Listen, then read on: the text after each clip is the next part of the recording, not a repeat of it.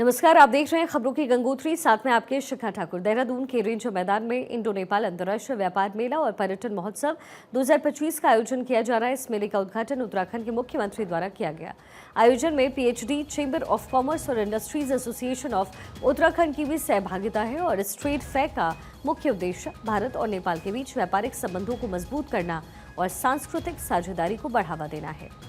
उत्तराखंड और नेपाल की भौगोलिक, सांस्कृतिक और पारंपरिक समानताओं को ध्यान में रखते हुए इस मेले का आयोजन किया जाता है।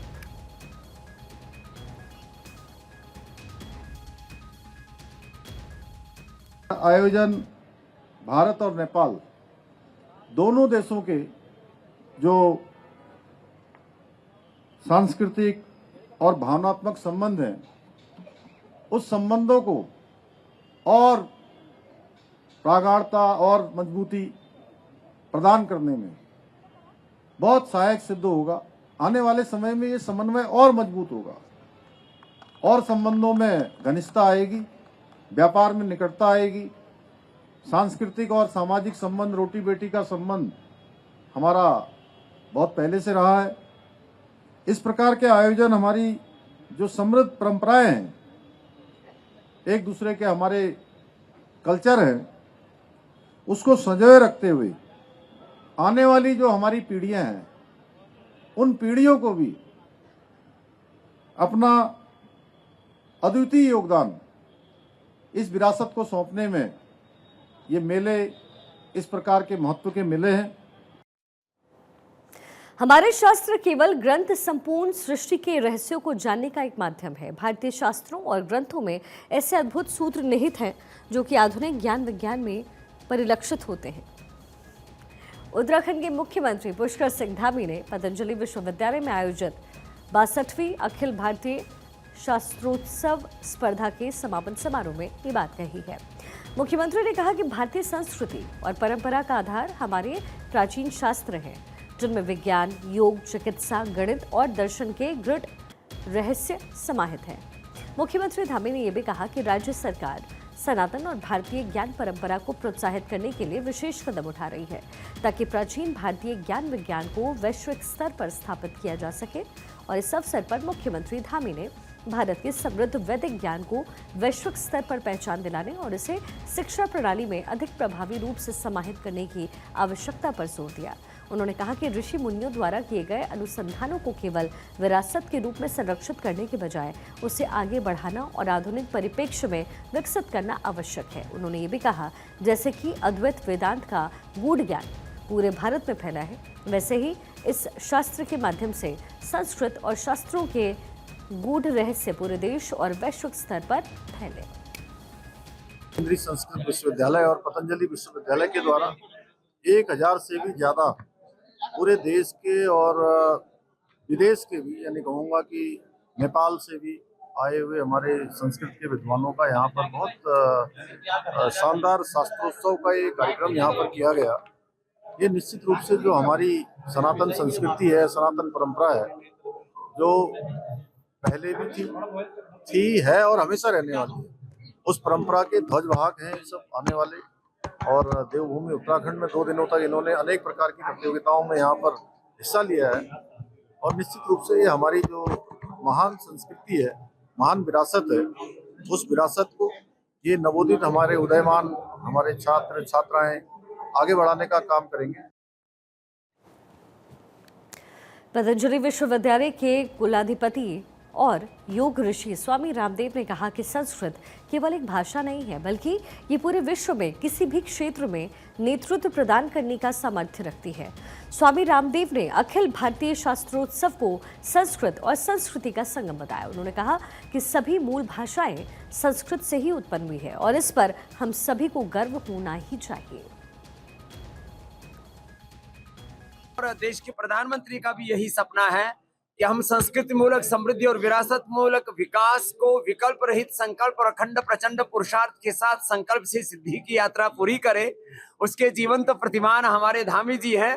आज सहस्राधिक जो पूरे देश के और नेपाल देश के भी संस्कृत के विद्वान विदुषी आए, उनको आपने आकर के सम्मानित किया, जिन्होंने वेद, दर्शन, उपनिषद, रामायण, महाभारत, भगवत गीता और पाणिनि अष्टाध्यायी जैसे शास्त्रों को स्मरण करके 3 से लेकर के 30 शास्त्र का स्मरण किए हैं। उन विद्वान और विदुषियों का आकर के आपने सम्मान किया, उनको गौरव प्रदान किया।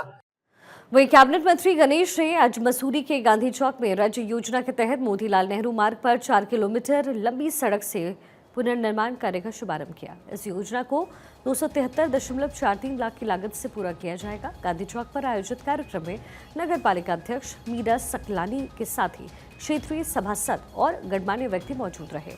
कैबिनेट मंत्री गणेश ने कहा है कि मसूरी में पर्यटन सीजन को ध्यान में रखते हुए ये काम किया जा रहा है ताकि पर्यटकों को किसी भी प्रकार की असुविधा ना हो।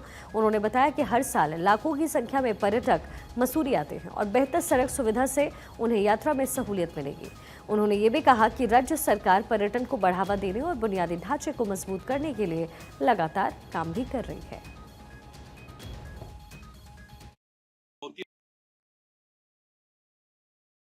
मोतीलाल नेहरू मार्ग जो एक व्यस्तम मार्ग है, जिसकी हालत बहुत दयनीय थी, और क्योंकि टूरिस्ट सीजन शुरू होने वाला है, 1 महीने के अंदर टूरिस्ट भारी मात्रा में यहाँ पर आने वाला है, उसको देखते हुए उसका शुभारंभ हमने किया है।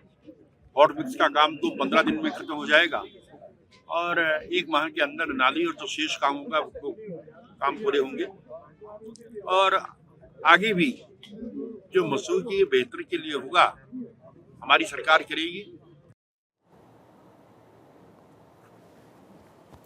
इस मौके पर नगर पालिका अध्यक्ष मीरा सकलानी ने कहा कि पहले चरण में मोतीलाल नेहरू मार्ग का अपना निर्माण किया जा रहा है। उन्होंने कहा कि पर्यटन सीजन शुरू होने वाला है, ऐसे में पर्यटकों की सुविधाओं को देखते हुए शहर की सड़कों को दुरुस्त किया जा रहा है।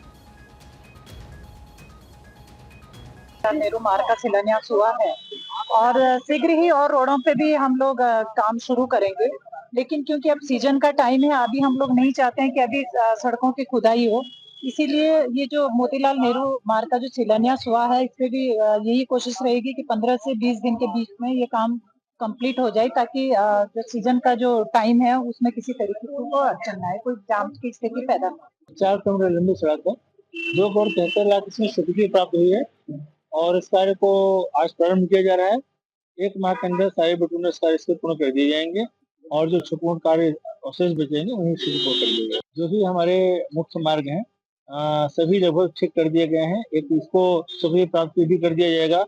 जिन कार्यों की स्वीकृति नहीं प्राप्त हुई है उसमें भी 15 दिनों के अंदर पैसे कार्य कर दिया जाएगा और एक एक करके सभी सड़कों को प्रायोरिटी पर लिया जा रहा है और इस बात की अपेक्षा आप कर सकते हैं कि इससे भी सारी सड़कें ठीक कर दी जाएंगी।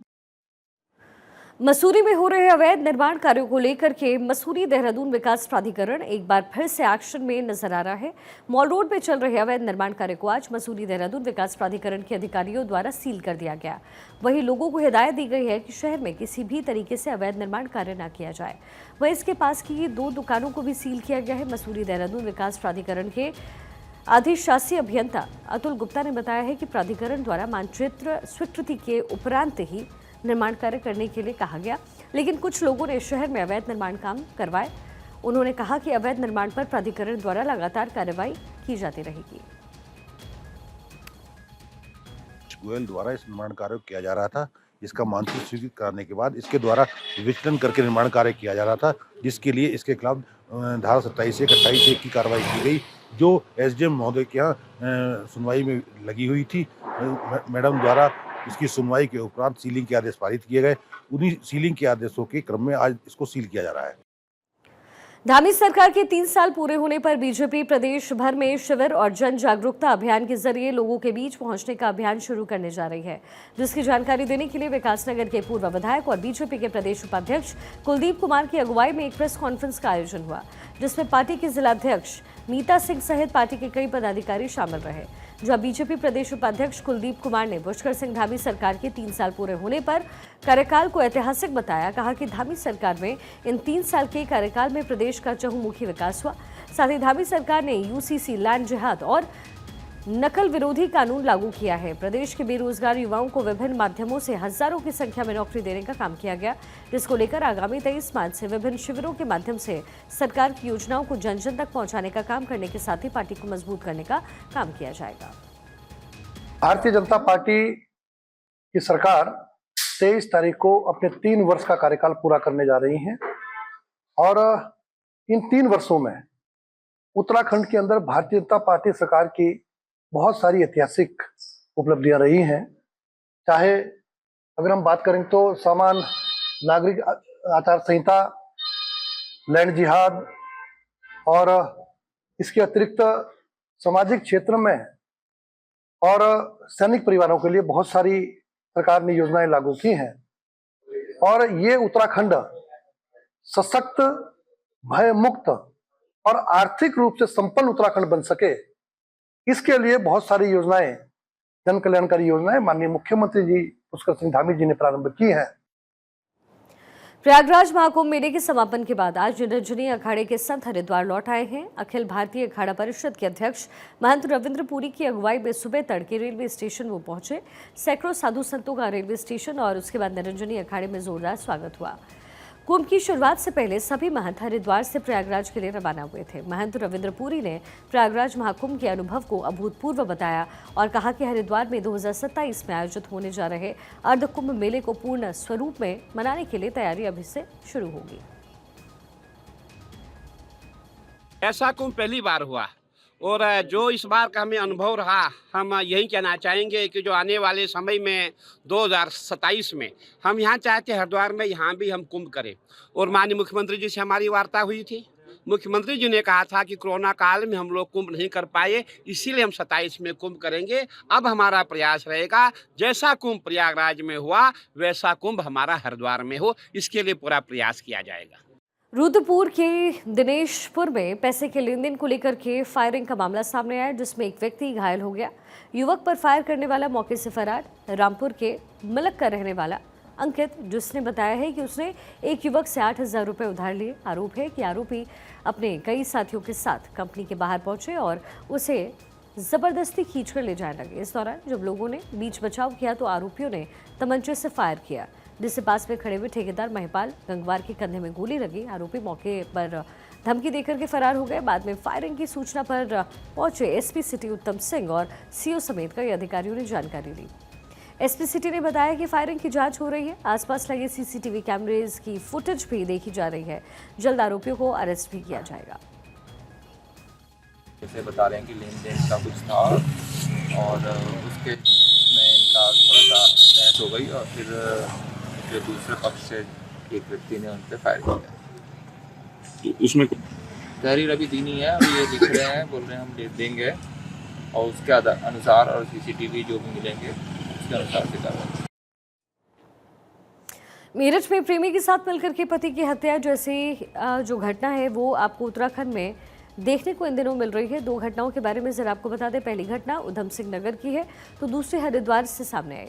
सबसे पहले आपको उधम सिंह नगर के किच्छा से सामने आई घटना के बारे में बताते हैं। यहाँ पर एक पत्नी ने अपने प्रेमी के साथ मिलकर के अपने सोते हुए पति का मुंह तकिए से दबाकर उसे मार डाला और फिर जो प्रेमी है वो शव कंधे पर रख करके खेत में उसको फेंक आया। पुलिस ने दोनों ही हत्या आरोपियों को गिरफ्तार करके जेल भेजा है। किच्छा के मल्ली देवरिया में रहने वाले हरीश का पारुल से प्रेम विवाह हुआ था। हरीश मजदूरी करता था जबकि पारुल सिडकुल की एक कंपनी में जॉब करती थी। दोनों पति पत्नी का जीवन काफ़ी खुशमय चल रहा था, लेकिन 3 साल पहले इनकी ज़िंदगी में रईस अहमद की एंट्री होती है। दरअसल हरीश का नया घर बन रहा था। ऐसे में रहने की दिक्कत के चलते रईस अहमद ने हरीश और पारुल को रहने के लिए अपना घर दे दिया।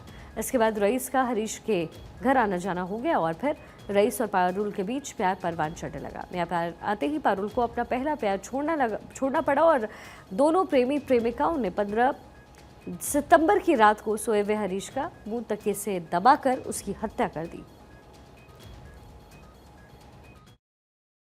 वाली किच्छा में एक तहरीर प्राप्त हुई थी एक महिला पारुल के नाम से, जिसका कहना था कि 15 तारीख रात के 9 बजे से उनके पति हरीश घर से गायब हैं। 19 तारीख को हमें एक तहरीर प्राप्त हुई थी मृतक के भाई शंकर के द्वारा, जिसमें उनके द्वारा आरोप लगाया गया था कि मोहम्मद रईस उर्फ बाबू नाम के व्यक्ति द्वारा उनके भाई की हत्या कारित की गई है। इसमें तत्काल अभियोग पंजीकृत किया गया और जब विवेचनात्मक कार्रवाई आगे गई तो इसमें हमारे द्वारा यह पाया गया कि मृतक की पत्नी पारुल और मोहम्मद रईस उर्फ बाबू का प्रेम प्रसंग चल रहा था, जिसकी जानकारी हरीश को मिली और उसने उसका विरोध किया। इन दोनों के द्वारा हरीश की हत्या कारित की गई 15 तारीख को स्मगलिंग के द्वारा और उनके द्वारा उसका शव ले जाके पास के ही गेहूं के खेत में फेंका गया है। हमारी पुलिस द्वारा ये सब टेक्निकल एविडेंस और चश्मदीदों के बयान और आसपास के लोगों के बयान एकत्रित किए गए हैं और इन दोनों की गिरफ्तारी करके माननीय न्यायालय के समक्ष रिमांड के लिए पेश किया जाएगा। उत्तराखंड में धामी सरकार के 3 साल पूरा होने पर कई कार्यक्रमों का आयोजन हुआ है। ऋषिकेश बीजेपी कार्यालय में बीजेपी के प्रदेश प्रवक्ता विनय सोयाल ने सरकार की उपलब्धियों और विकास योजनाओं को साझा करते हुए यूसीसी सहित सशक्त भू और नकल कानून को बड़ी उपाधि बताते हुए आगामी जन योजनाओं को मीडिया के सामने प्रस्तुत किया। मैं आज हर्ष के साथ आप लोगों के साथ इस बात को शेयर कर रहा हूं कि उत्तराखंड ऐसा पहला राज्य है जो यूसीसी लागू जिसने उत्तराखंड के अंदर किया है। उत्तराखंड एक ऐसा पहला राज्य उत्तराखंड ऐसा राज्य है जिसने सख्त धर्मांतरण कानून उत्तराखंड राज्य के अंदर बनाया। उत्तराखंड एक ऐसा राज्य है माननीय पुष्कर सिंह धामी जी के नेतृत्व में जिसने भू कानून बनाया।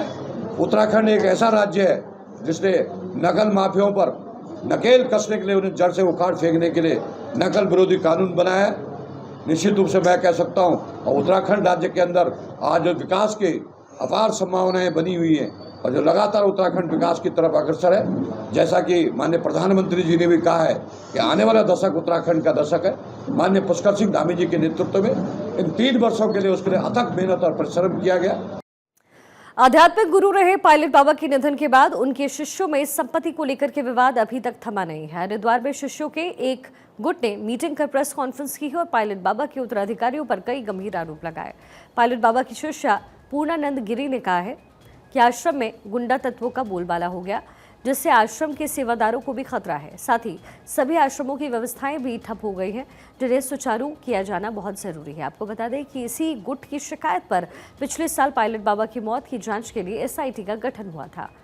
एसएसपी हरिद्वार द्वारा बनाई गई अपनी जांच इस समय कर रही है। मेरे साथ सब लोग बैठने को तैयार हैं, इनके साथ बैठने को तैयार क्यों नहीं है? क्योंकि ऐसा है, हमने जब बाबा की संदिग्ध मौत हुई, जब बाबा जी हॉस्पिटल में एक्सपायर हुए दिल्ली में, मैं वहीं थी उस समय। उसके बाद बाबा जी को बॉम्बे ले जाया गया। उसके बाद बाबा जी को लेके आया गया, जिससे बाबा जी की बॉडी सड़ गई थी। उसके बाद हमको बहुत ही दुख के साथ हमने ये सारी व्यवस्थाएं, बाबा के ट्रीटमेंट में जो गलतियां हुई, बाबा जी के भोजन पानी में जो गलतियां हुई, ये रिपोर्ट हमने सब थाने को दी। वहाँ एसटी का गठन भी हुआ, लेकिन अभी तक हमें वहाँ से कोई ना आश्वासन मिला है। और जब एफआईआर दर्ज है, नाम दर्ज रिपोर्टें हैं, किसी के लिए कोई कार्रवाई नहीं हुई है। ये हमें बड़ा दुख है पूरे आश्रम वासियों को। ये गुंडे भी जो ये घूम रहे हैं, ये भेज रहे हैं, ये इन्हीं लोगों के द्वारा भेजे गए हैं। उत्तरकाशी के भटवाड़ी विकास खंड के लदाडी बोंगा सेरा में फसलों को जंगली सुअर ने बड़ा नुकसान पहुंचाया है। जनपद मुख्यालय के नजदीक होने के बावजूद जंगली सुअर फसलों को नुकसान पहुंचाने में कोई कसर नहीं छोड़ रहे, जिससे किसान बेहद परेशान हैं और मुआवजे की मांग कर रहे हैं।